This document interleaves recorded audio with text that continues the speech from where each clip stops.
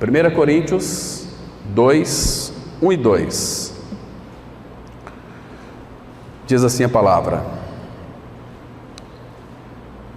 Eu, irmãos, quando fui ter convosco, anunciando-vos o testemunho de Deus, não o fiz com ostentação de linguagem ou de sabedoria, porque decidi nada saber entre vós, senão a Jesus Cristo e este crucificado. E foi em fraqueza, temor e grande tremor que eu estive entre vós.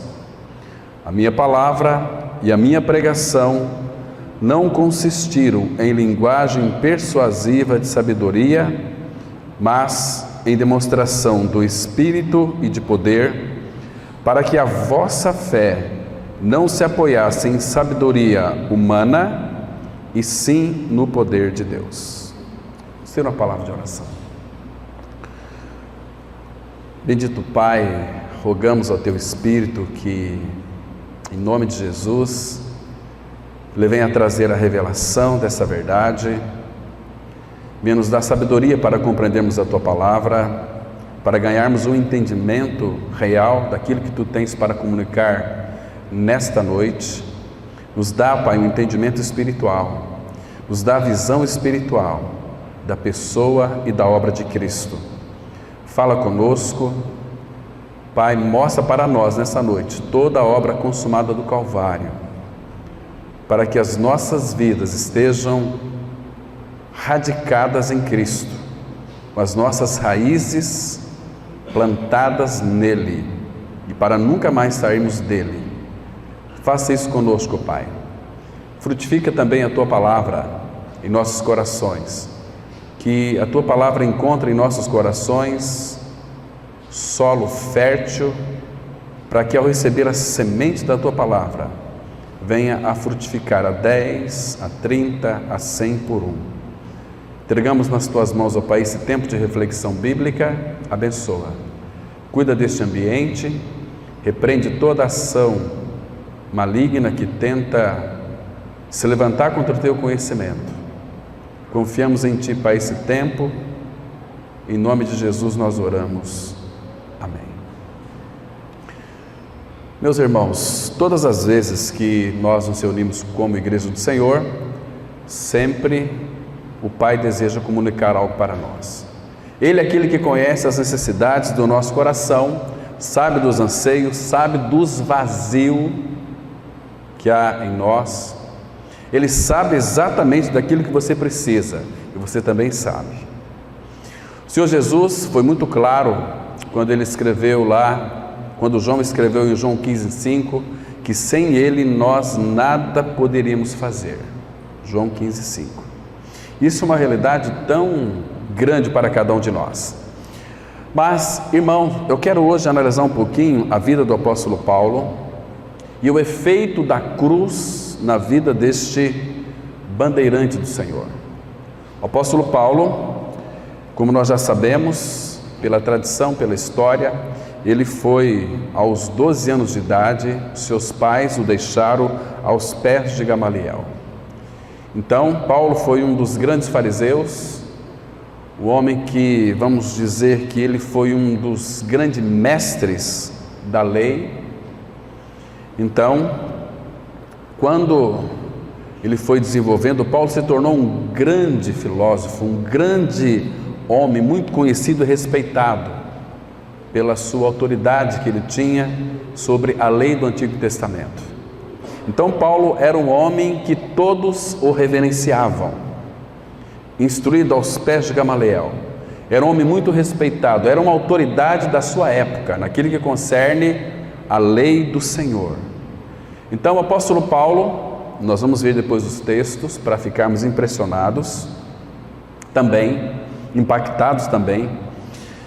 Queridos, então, vocês se lembram que quando o Senhor Jesus Cristo realizou aquela obra no Calvário, que Ele morreu e ressuscitou, os discípulos começaram, a partir do Pentecostes, a anunciar para toda Jerusalém e as cidades circunvizinhas que Jesus, Ele estava vivo.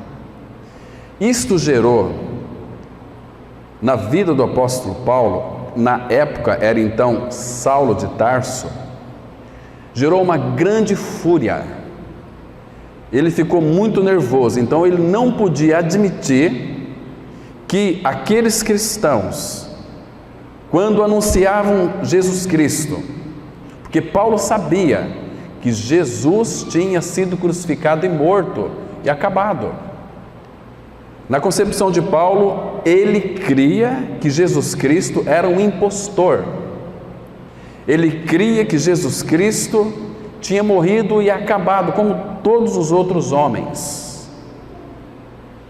Mas, queridos irmãos, o apóstolo Paulo, então, ele pedia dos principais sacerdotes cartas e autorização para prender, para manietar, para surrar aqueles cristãos da sua época, para prendê-los e até consentir na morte. Paulo, ele consentiu na morte não apenas de Estevão, lá em Atos capítulo 7, que Estevão foi apedrejado, ele era um jovem ainda, mas aqueles que apedrejaram Estevão colocaram as suas vestes aos pés de Saulo, que consentia, que era favorável na morte de Estevão por apedrejamento. Imagina, irmãos, quando Estevão então estava sendo apedrejado, e ali foi a primeira vez que o apóstolo Paulo ouviu o testemunho de Deus, porque aquele sermão de Atos capítulo 7, ele é muito profundo, muito lindo, muito contundente, ele é indelével.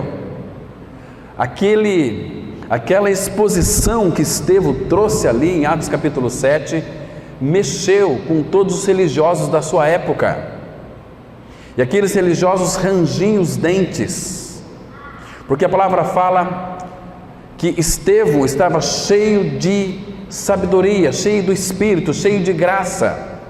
Então ninguém podia resistir à sabedoria pela qual Estevão falava. E aqueles religiosos, sacerdotes e principais sacerdotes pegaram pedras, arrastaram ele e o apedrejaram.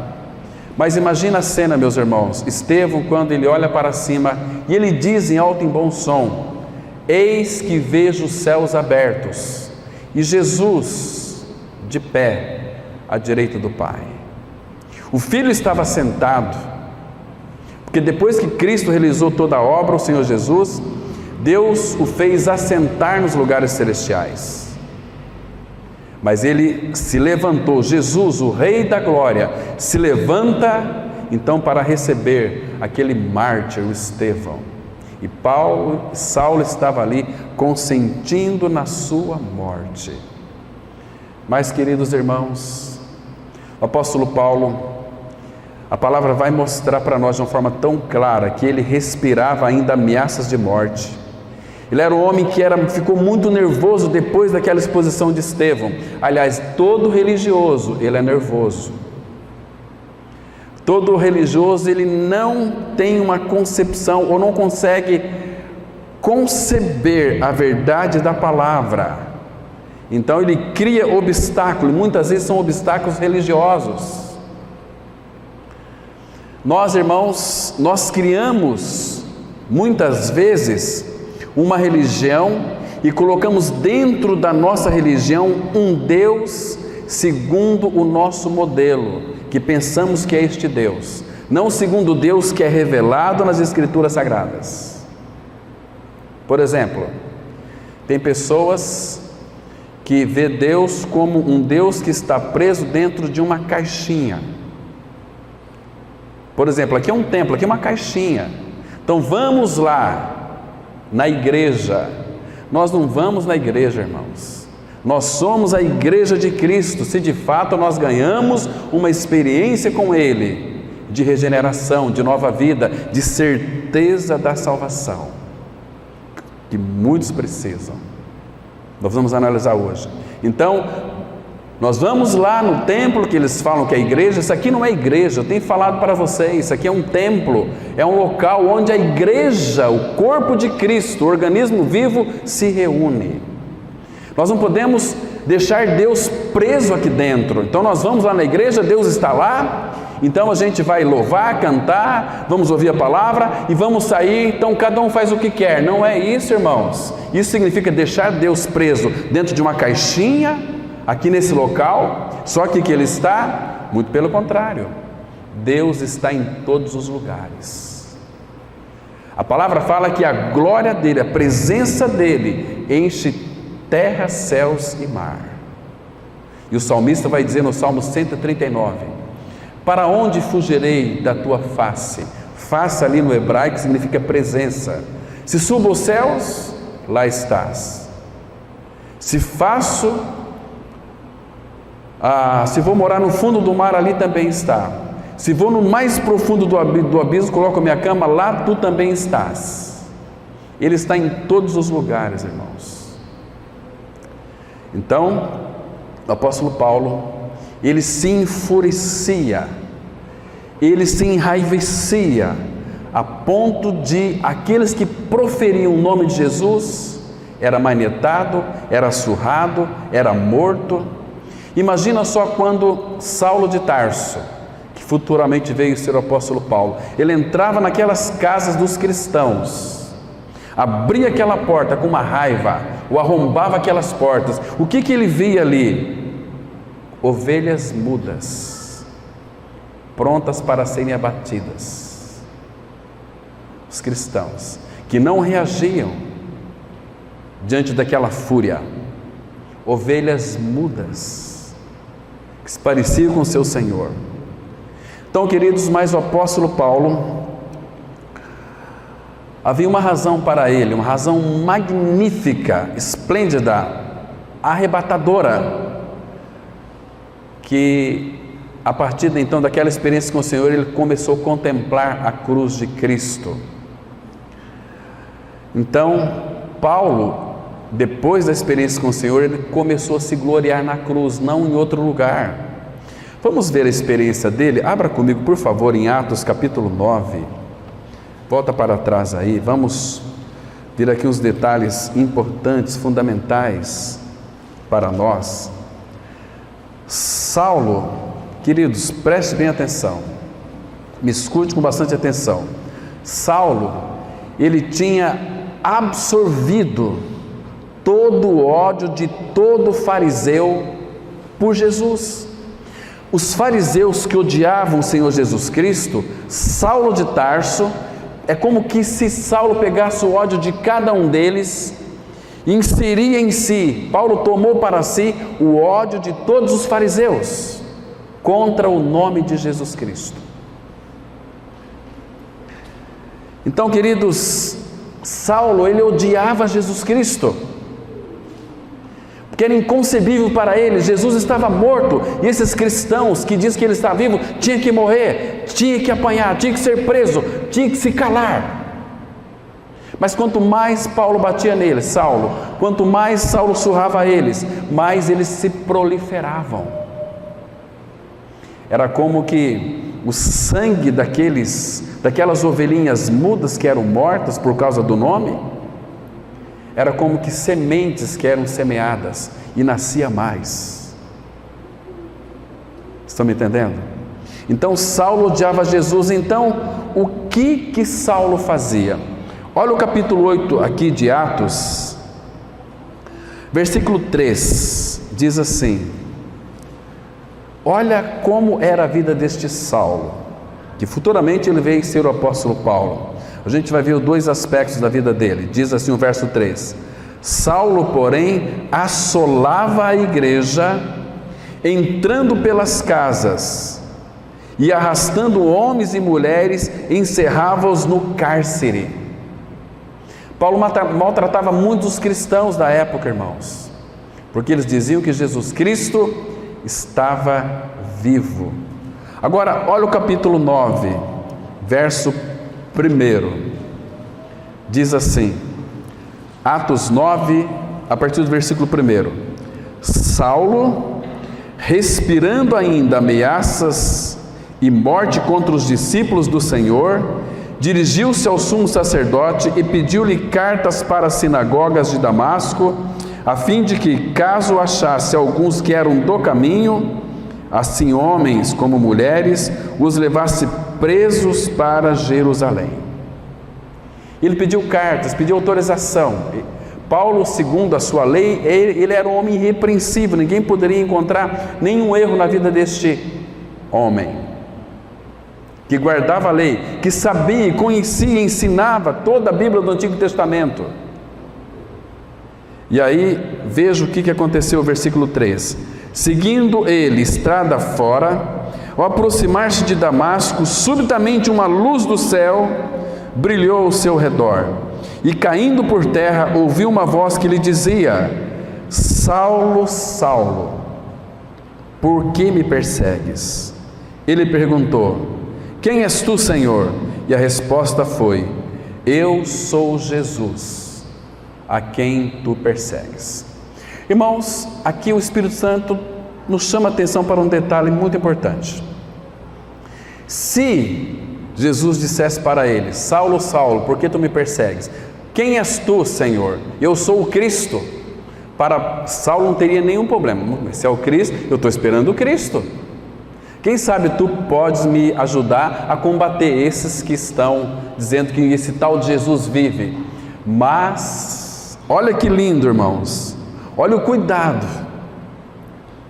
Quem és tu, Senhor? Foi a pergunta que Saulo fez. E a resposta foi: Eu sou Jesus, a quem tu persegues. Queridos, imagina a cena. Imagina como ficou aqui nesse momento o coração de Saulo. Ele estava cego, ficou cego por aquele clarão, o próprio Senhor Jesus foi ao encontro dele, no caminho de Damasco. Aqui, irmãos, neste encontro que Paulo teve com o Senhor Jesus, não foi Saulo que foi buscar a Jesus, foi Jesus que veio buscar Saulo. Foi um encontro maravilhoso, irmãos, e todos os encontros com o Senhor Jesus são encontros transformadores. Saulo aqui no caso, ele ficou cego, e a palavra fala que ele ficou 3 dias sem poder ver absolutamente nada, totalmente cego. 3 dias e 3 noites, não comeu e nem bebeu coisa alguma. Aqui Saulo estava assimilando o resultado desta visão. Agora você imagina ele no chão. Seus amigos ali, os seus soldados, viram o clarão, ouviram a voz, mas não compreenderam absolutamente nada, porque Jesus foi tratar especificamente com Saulo. Eu sou Jesus a quem tu persegues. Saulo pensou: mas eu não estou perseguindo a Jesus. Então, quando eu persigo os discípulos de Jesus, Saulo pensava, eu estou perseguindo o próprio Jesus. Jesus é Deus, ele teve esta visão, linda, preciosa.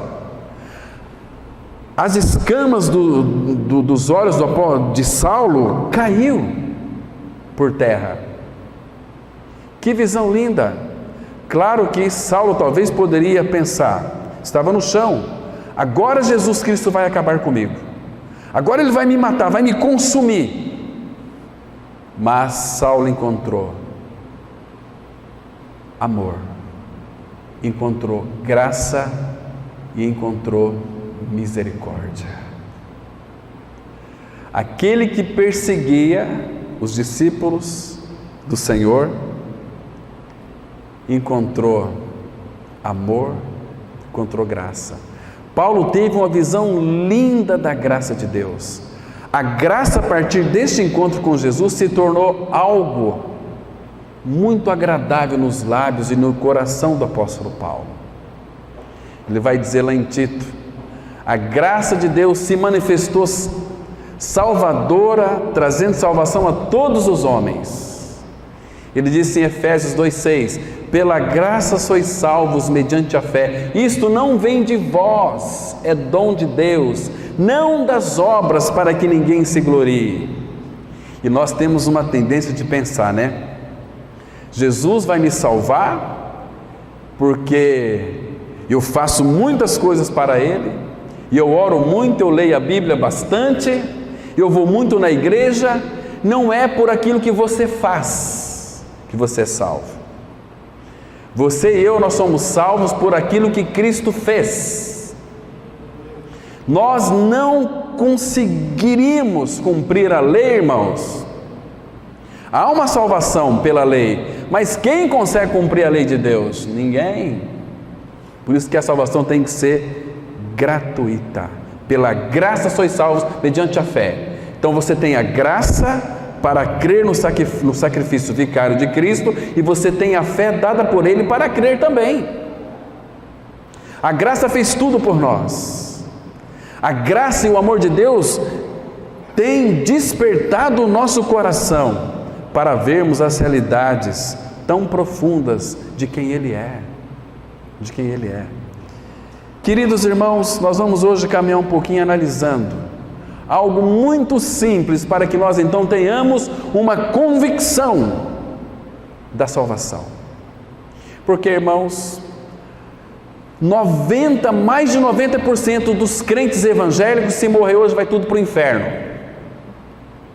porque não tem certeza da salvação, não sabe para onde que vão, se sentem muito bem quando participam dos cultos, mas a verdade é negada a eles. Não tem, irmãos, outra maneira de uma pessoa ser salva, se ela não vir a crer naquilo que Deus disse na sua palavra. Ela está perdida, ela está totalmente desamparada. Então nós já sabemos que Cristo morreu numa cruz para nos libertar do pecado, nos dar uma vida nova. Querido amigo, irmão que está aqui nessa noite hoje, uma coisa eu sei que você tem convicção: talvez amanhã nós podemos fazer o teu velório. Talvez você tenha vida aí, de repente até mais uns 2 anos, 3, 4, 30 anos, mas você sabe que você vai morrer. A morte na minha e na tua vida, ela é certa. Agora, fico pensando, e se Ele lhe chamar hoje? Você realmente tem certeza do seu novo nascimento? Da sua salvação? Agora, queridos, entra a religião. A religião é uma coisa desaforada. A religião é um impedimento para as pessoas se chegarem a Cristo. A religião, ela cria doutrinas, cada denominação tem a sua doutrina. Doutrina não salva ninguém. Você cumprir mandamentos de igreja não salva ninguém. Você cumprir regras de igreja não salva ninguém. O que salva é o Salvador, e o Salvador chama-se Jesus Cristo. Pedro, ele disse lá em Atos 4, versículo 12: não há salvação em nenhum outro nome debaixo do céu, pelo qual importa que sejamos salvos. A salvação tem um Salvador, que é Jesus Cristo. Paulo, ele vai dar testemunho para nós. Para Paulo, ele lia a Bíblia, ele orava, ele jejuava, ele cumpria a lei, pelo menos cumpria a lei, ou pelo menos ele achava que cumpria a lei. Diante do rei Agripa, ele deu um testemunho da sua vida, que ele achava que era adequada e certa. Eu frequento a religião, eu frequento a sinagoga, eu prego, eu sou um ancião, eu sou isso, eu sou aquilo, eu sou pastor, eu sou um mestre da lei. Mas, queridos irmãos, quando ele teve esse encontro com o Senhor Jesus Cristo, a vida dele foi transformada. Nós vamos ver depois que este mesmo encontro que Paulo teve com o Senhor Jesus, nós temos com ele também. Mas vamos ver o testemunho de Paulo, aqui em Atos capítulo 26, veja o que Paulo fala da sua vida pregressa, da sua vida que ele achava que era certinho, que estava tudo bem com ele, irmãos, mas não estava. Atos capítulo 26, a partir do versículo 9, Atos 26, a partir do verso 9, Deixa eu ler alguns versículos aqui. Presta atenção, irmão. Diz assim a palavra. E quando eu falo aqui questão de salvação, por favor, eu quero que você pense, que você medite, porque muitas vezes nós queremos fugir dessa realidade, de que um dia vamos encontrar com o nosso Deus e Pai, e muitos não estão preparados. Eu quero dizer o seguinte, que você medite, por favor, tenha misericórdia da tua alma, que se você não crer em seu novo nascimento em Cristo, a gente vai ver depois sobre o novo nascimento, para que eu e você tenhamos uma convicção da salvação. Todo aquele que talvez está descendo para a sepultura agora, esse vírus está matando muita gente, acidentes matam muita, a morte ela é iminente na nossa vida. Quantas pessoas, talvez estejam, quando nós estamos falando aqui, quantas milhares de pessoas neste mundo estão descendo para a sepultura neste exato momento, achando que vai para o céu, e 1 minuto após a morte dessas pessoas, elas irão se deparar com horror eterno, como dissemos hoje pela manhã, Hebreus 9:27, que está ordenado aos homens morrerem uma só vez, vindo depois disto um juízo. Então, queridos, nós precisamos de levar mais a sério o nosso cristianismo. Olha para a nossa estrutura, olha para a sua estrutura, para o seu corpo. Você está enfraquecendo, você está envelhecendo.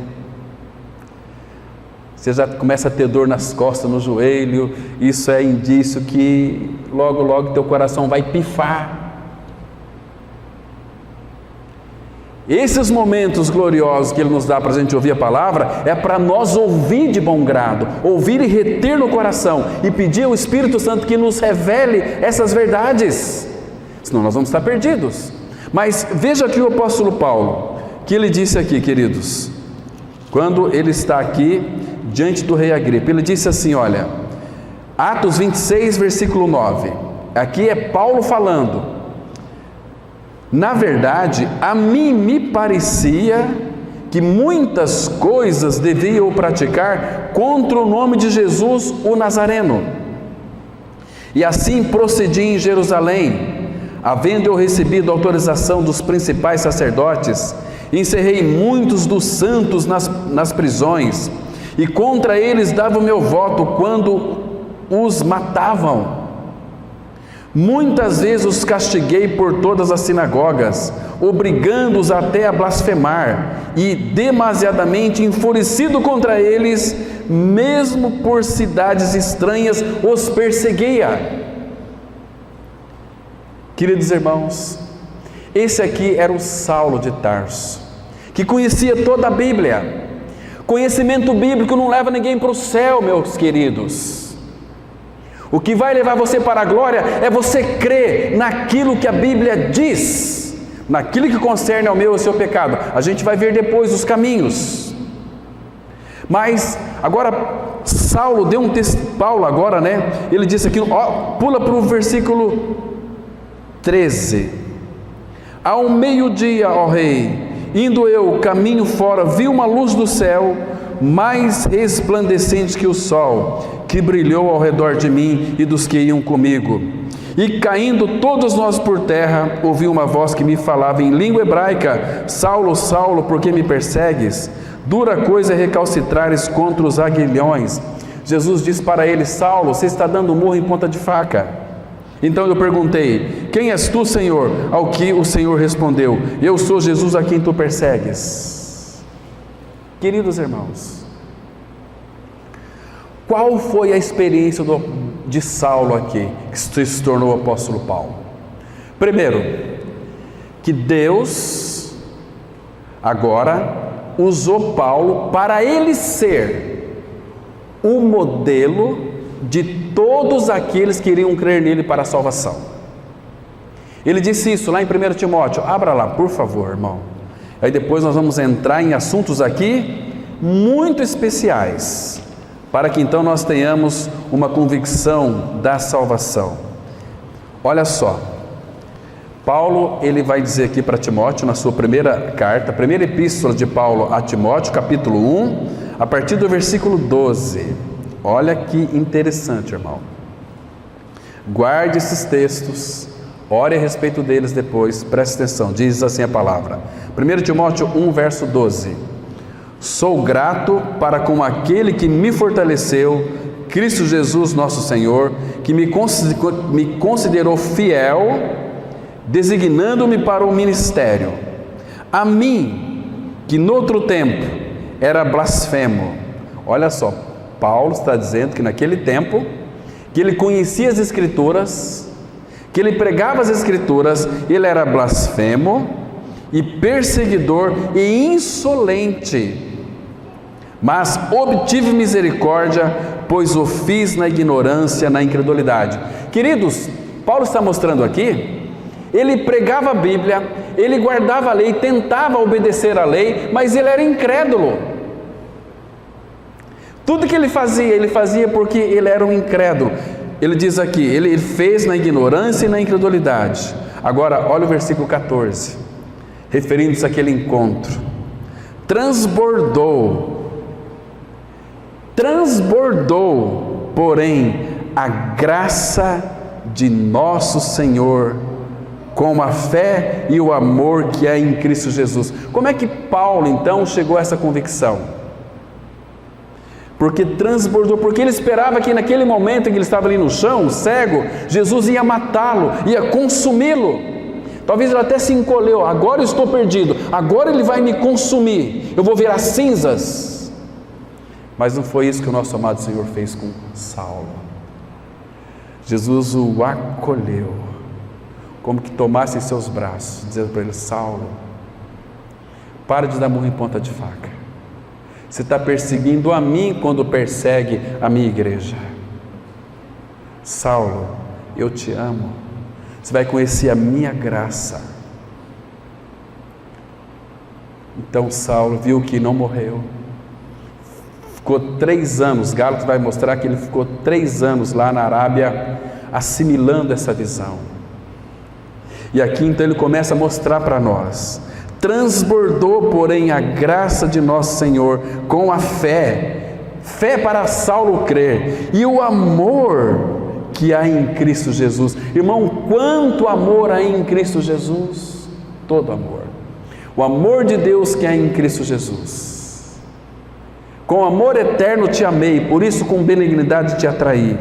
Agora ele diz assim no versículo 16: mas por esta mesma razão me foi concedida misericórdia, para que em mim, o principal, evidenciasse Jesus Cristo a sua completa longanimidade e servisse eu de modelo. Presta atenção, olha o que Paulo está dizendo aqui: e servisse eu de modelo a quantos hão de crer nele para a vida eterna. E aqui eu quero tratar com vocês sobre a convicção da salvação.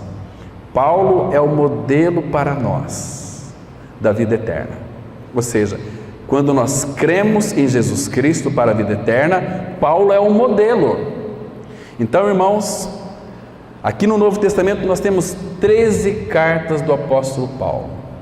E nós vamos analisar alguns versículos que vai trazer para nós segurança eterna da salvação. Irmãos, isso vai ser precioso demais.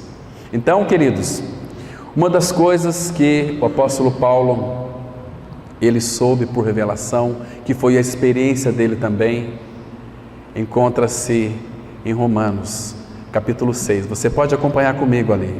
Romanos, capítulo 6. Vamos ler alguns versículos aqui, irmãos, preciosíssimos, que vai trazer para mim e para você uma convicção da salvação que há na pessoa de Cristo Jesus. Romanos 6,4. Então Paulo aqui, ele é o nosso modelo. A experiência de Paulo também é a nossa, deve ser a nossa, nós temos que crer na verdade da palavra. Ele disse assim, Romanos 6, versículo 5. Porque se fomos unidos com Ele, com Jesus, na semelhança da sua morte, certamente o seremos também na semelhança da sua ressurreição. Irmãos, lembre-se de uma coisa: Paulo é um modelo para nós. É a experiência de Paulo, também tem que ser a nossa. Então, observe aqui, porque ele escreveu colocando algumas condicionais, claro, inspirado pelo Espírito Santo. Ele não força ninguém a crer. É se você crer, você tem a responsabilidade de crer, você tem a graça. Quando o Evangelho da graça é pregado, Deus descortina a graça e revela para você a graça para você crer ou não crer. Você que vai decidir, mas você vai decidir mediante a graça. Nós não temos mérito nem para crer, mas mediante a graça você pode escolher crer ou não crer. Não, eu ouvi a palavra, achei interessante, eu quero crer, Senhor, me faça eu crer. A palavra crer significa unido a Cristo. Todo aquele que se une ao Senhor é um espírito com Ele. Está entendendo? Lembra quando Cristo disse, lá em João 10,30, eu e o Pai somos um? Então, quando nós cremos no Senhor, nós podemos dizer, eu e o Filho Jesus Cristo somos um. Marido e mulher é um, só carne. A igreja é o corpo de Cristo. Jesus é o cabeça, então nós somos um em Cristo. Temos que pensar a mesma coisa, a unidade, né? Então ele fala assim, porque se fomos unidos ou plantados com Ele na semelhança da sua morte, certamente o seremos também na semelhança da sua ressurreição. Aqui tem que explicar algo interessante para os irmãos. Queridos, Paulo está dizendo para nós, inspirado pelo Espírito Santo, que se eu e você, nós não crermos que fomos unidos com Cristo na semelhança da sua morte, o que é semelhança de morte? É uma morte igual. Jesus foi crucificado, morreu numa cruz. Então eu preciso de crer, porque a Bíblia diz que se eu crer que eu fui unido com Jesus na semelhança da sua morte, eu vou ter a certeza, certamente o serei, ou seremos na semelhança da sua ressurreição. Então, ele morreu numa cruz, crucificado, mas eu não senti dor. Queridos, é fé. O justo vai viver pela fé, não é sentimento. Quem foi crucificado literalmente, quem nos substituiu na cruz, foi o nosso Senhor Jesus Cristo. Mas o Pai nos incluiu na sua morte. Nós somos participantes da morte de Cristo. Quando Adão pecou, você não estava lá, mas a morte entrou na sua vida, era como se você estivesse lá. Da mesma maneira, quando Cristo morreu na cruz, você não estava lá, mas você tem que crer que pela fé você estava lá. É fé naquilo que Ele fez. Então eu creio que eu fui unido com Cristo. Quando Ele morreu, eu também morri com Ele. Porque o salário do pecado é a morte, irmão. E se eu não crer na minha morte com Cristo, eu vou ter que pagar com a minha própria morte a perdição eterna.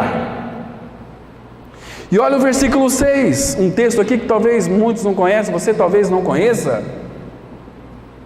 Olha aqui, sabendo isto, que foi crucificado com Ele. A proposição com significa junto com Ele. Sabendo isto, que foi crucificado com Ele, o nosso velho homem. O que é o nosso velho homem? É a tua natureza pecaminosa, foi crucificada e morta. Não tem jeito, a religião não cura pecado. Religião só melhora a vida das pessoas, para as pessoas irem para o inferno com a vida melhor. Irmão, presta atenção, o teu e o meu velho homem foi com Ele crucificado. Para quê? Para que foi crucificado?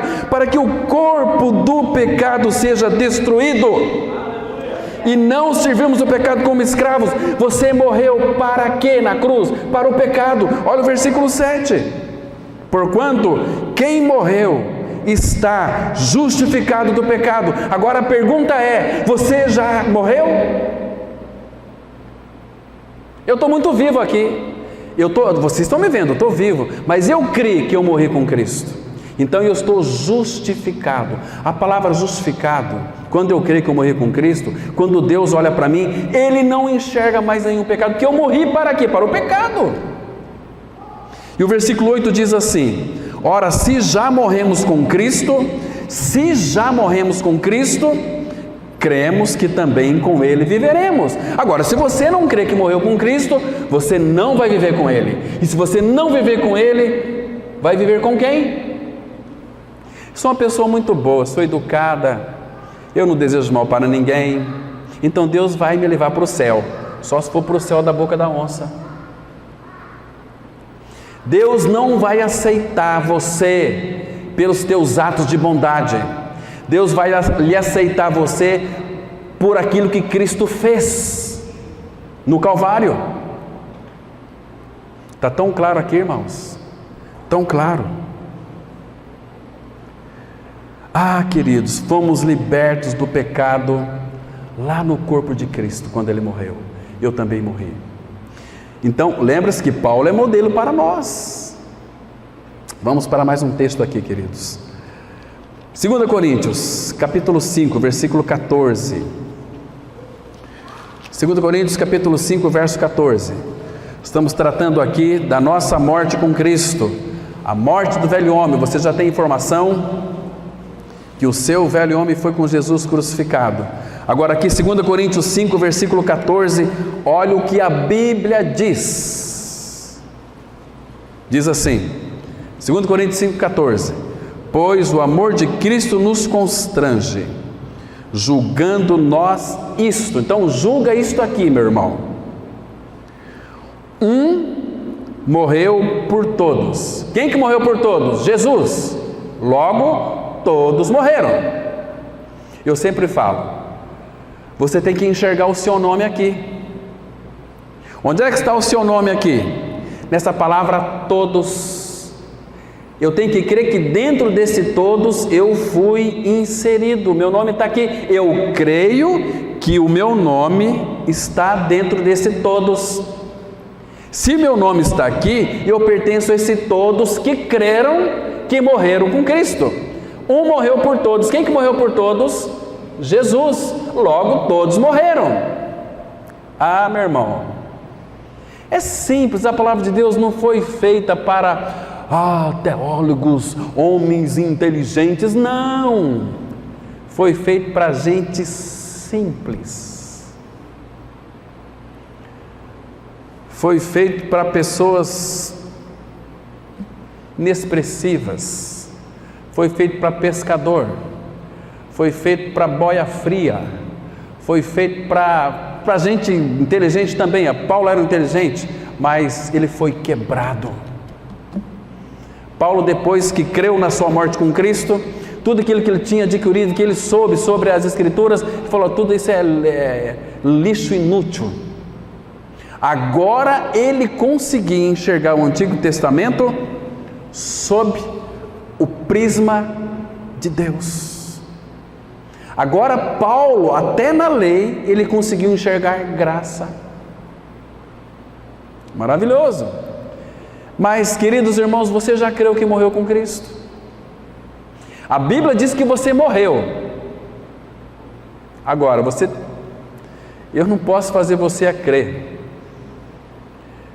Você crê, é teu. Se você não crê, meu amigo, minha amiga, você está perdido, e perdido eternamente, porque o teu pecado só será perdoado, não é quando você vai pedir perdão para Deus. Todas as vezes que um filho de Deus, talvez por não conhecer o Senhor, vai pedir perdão para ele dos pecados, sabe o que Deus vai dizer para ele? Filho, eu só posso perdoar o teu pecado na base da morte do meu filho. Esta maldade que está no teu coração, eu só posso perdoar o dia que você morrer, o dia que você crê que morreu. Abra comigo, por favor, Isaías 22, verso 14. Nesse lindo texto, irmãos, precioso, que a palavra de Deus nos revela para nós. Isaías 22, versículo 14. Olha quem está dizendo aí, irmão. É o Senhor. Isaías 22, 14. Eu quero mostrar para vocês que aí vai aparecer a palavra maldade. Essa palavra maldade pode ser também interpretada como transgressão, como pecado ou como iniquidade. E a maldade. Maldade é o pecado personificado. Maldade é fonte de maldades, que também tem uma raiz que é malignidade, a malignidade do pecado. Então, olha o que a Bíblia diz: mas o Senhor dos Exércitos se declara aos meus ouvidos dizendo. Olha o que o Senhor está declarando aos meus ouvidos, aos teus ouvidos nesta noite. Certamente esta maldade não será perdoada até que morrais, diz o Senhor dos Exércitos. Então, quando é que Ele vai te perdoar? Enquanto você não crê. Ele vai te perdoar quando você crê que foi morto com Cristo na cruz. Se você não crê nessa verdade, você nunca vai ter o perdão de Deus.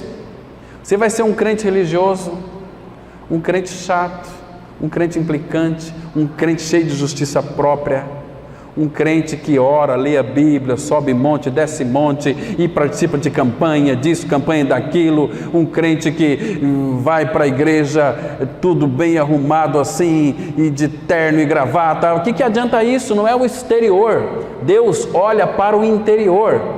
Nós, quando vemos uma pessoa muito bem alinhada com a Bíblia debaixo do braço, nossa, aquele é um crente, é um filho de Deus. Às vezes é um filho do capeta, às vezes nunca nasceu de novo, tem uma aparência muito boa de religioso, né? Vamos louvar ao Senhor, mas sem vida de Cristo. Esse homem, essa mulher nunca morreu com Cristo, nunca creu na sua morte com Cristo. E a Bíblia diz claramente: vocês morreram, e a vossa vida de vocês, a vida de vocês está escondida com Cristo em Deus. Vocês morreram. Para que a minha vida esteja com Cristo em Deus, eu tenho que crer que eu morri com Cristo. Senão não tem cristianismo verdadeiro.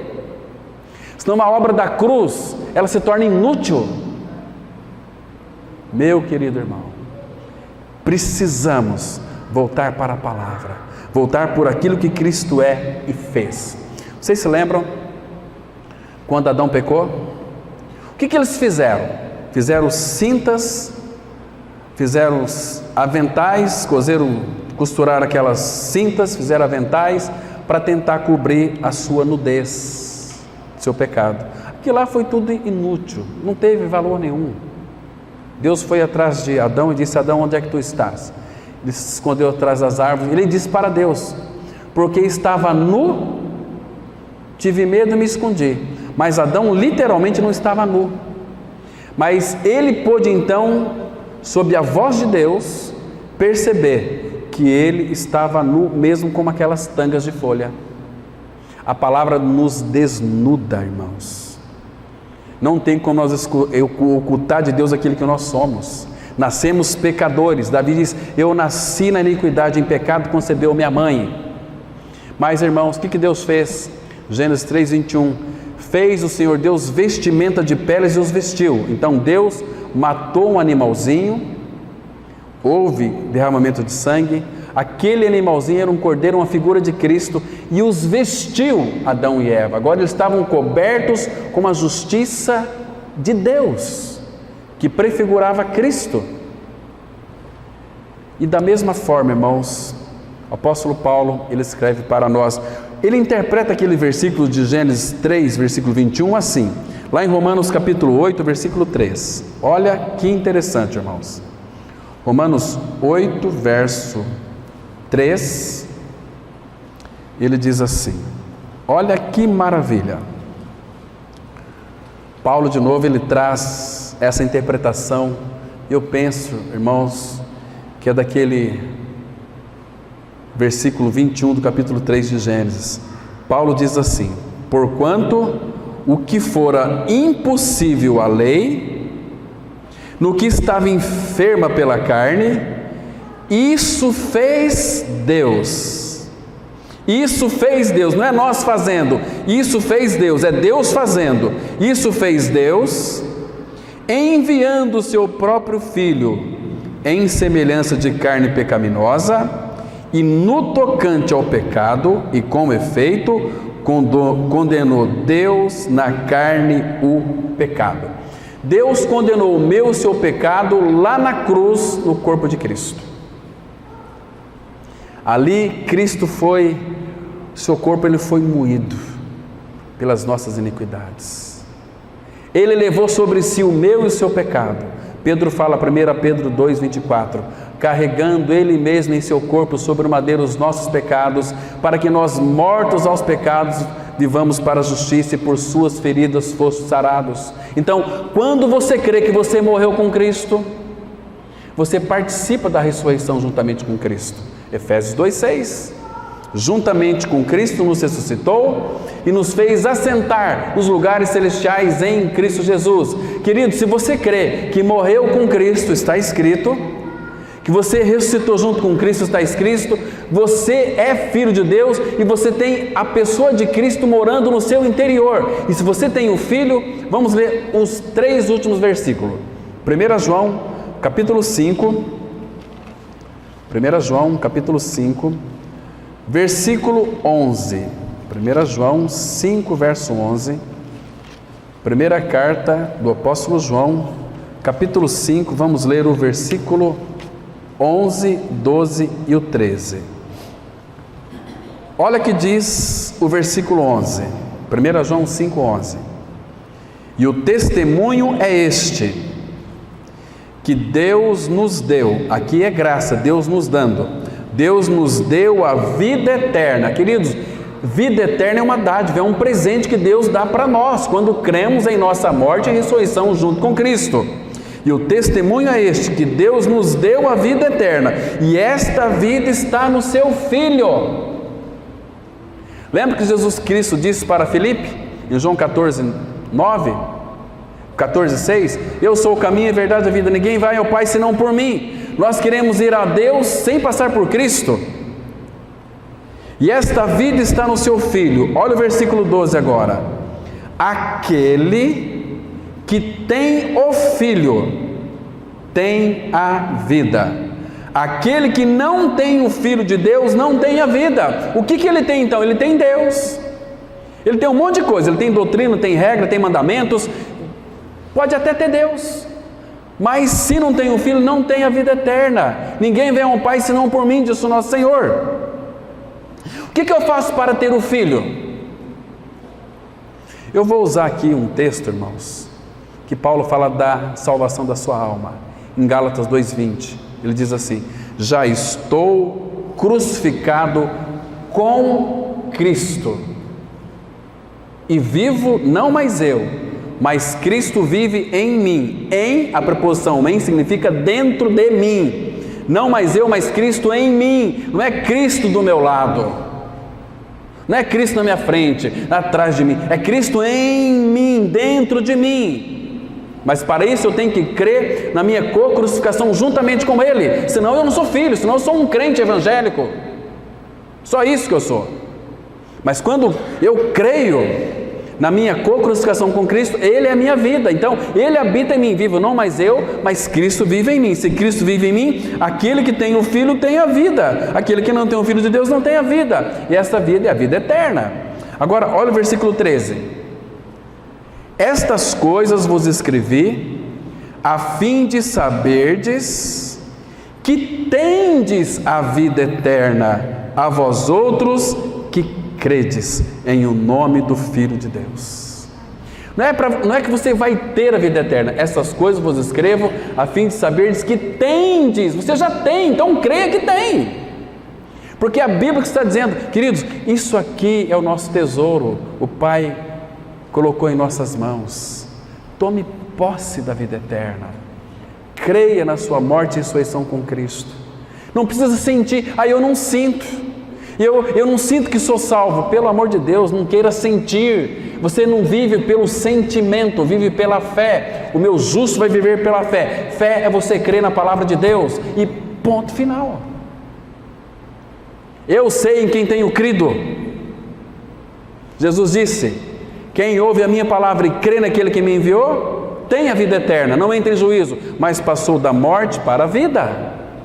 Que lindo é isso, irmãos. Que precioso é isso. Isso é novo nascimento. Para nascer eu tenho que crer na minha morte com Cristo e ressurreição junto com Cristo.